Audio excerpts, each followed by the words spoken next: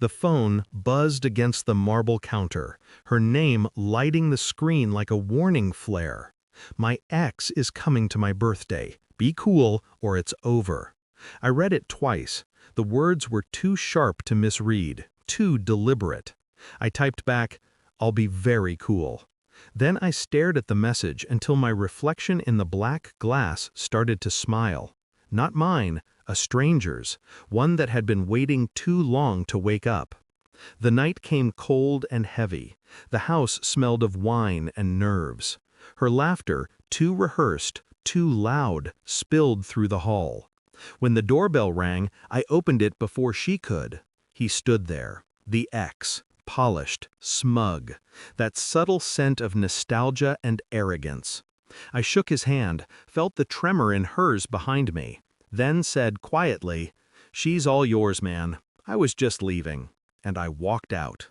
The silence behind me was louder than the party music that died mid-beat. I didn't look back, not once.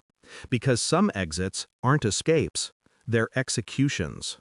The next morning, the world pretended to move on, but I didn't. Silence has gravity when truth begins to orbit it.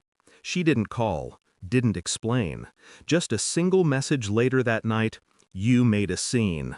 No, I didn't. I made a decision. 3 days later, another message came from my daughter-in-law, a different kind of venom. "If you want to join Thanksgiving, come wash the dishes." I could almost hear her chewing on her own arrogance. I smiled again, cold, deliberate, and joy. It wasn't defiance, it was permission.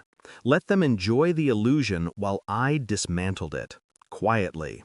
That night, I scrolled through old photos. Her with me, her with him, her pretending they were separate worlds. Every smile was a blade. Something inside me clicked. Not rage, not grief, precision. I didn't need to shout. I just needed to wait. I began collecting details. Small, insignificant to anyone else. Timestamps, receipts, calendar overlaps. Her meetings that ended too late. Her phone always face down. The faint smell of someone else's cologne hidden beneath her perfume. I became quiet enough to hear her guilt breathe. At night, she'd murmur in her sleep. A name, his name, slipped through once. Soft, almost apologetic. That was enough. I checked her car's GPS history. A hotel she never mentioned. Twice. Then a charge on her card. Dinner for two. Same night she told me she was with her sister. The walls began whispering what she wouldn't. When she smiled at breakfast, I studied the corners of her lips. The way guilt paints itself as grace. I didn't confront her. I simply nodded, poured her coffee, and let her believe I was still blind. But blindness can be weaponized, because when you pretend not to see, they forget to hide. It came in a brown envelope, clinical, quiet, final. The private investigator's report. Dates, photos, messages. Her and him. Again, again. My hands didn't shake. They couldn't. All tremors had already happened inside me weeks ago. That night I placed the report on the table before dinner. No words. Just the paper between us. She looked at it, then at me. Her face drained of everything but silence. "What is this?" I didn't answer. I didn't need to. Her eyes darted through the pages. Her breathing fractured. Each photograph was a confession she never had the courage to speak. When she finally looked up, I saw her, stripped of charm, stripped of deceit, just a trembling human facing consequence. "Please, I can explain." "Don't." My voice was calm, almost kind. She reached for my hand. I pulled back, slowly, like retracting a blade from a wound.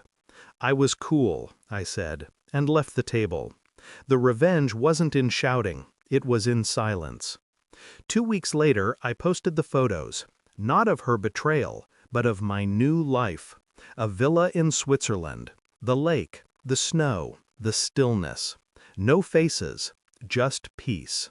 The caption read, "Freedom looks colder than I thought, but it fits." By nightfall, my phone buzzed 71 times. Her, my daughter-in-law, everyone who had once mistaken my silence for weakness. "You moved to Switzerland? We didn't know you were leaving. Why didn't you tell us?" I didn't answer. Let them choke on the mystery. Let them imagine the luxury they mocked me out of. I didn't need to prove revenge. All I needed was distance. And silence is the most expensive luxury of all. It's strange how peace sounds nothing like forgiveness. It sounds like footsteps fading into snow. I stood by the window of my villa, watching the lake swallow the last reflection of daylight. My phone blinked again. Her name. The 72nd time. I didn't open it. Some stories deserve no epilogue. I thought about her party, the laughter that died the moment I left, the hollow clinking of glasses that never reached a toast. I realized then I never lost her. She lost me. And people like her never understand the value of what they ruin until it stops answering the phone. I turned the phone face down, the way she once did with hers. Poetic symmetry. Then I poured a drink, sat back, and let the cold night wrap itself around me like armor. Because sometimes revenge isn't destruction, it's disappearance. And the most devastating goodbye is silence that never breaks.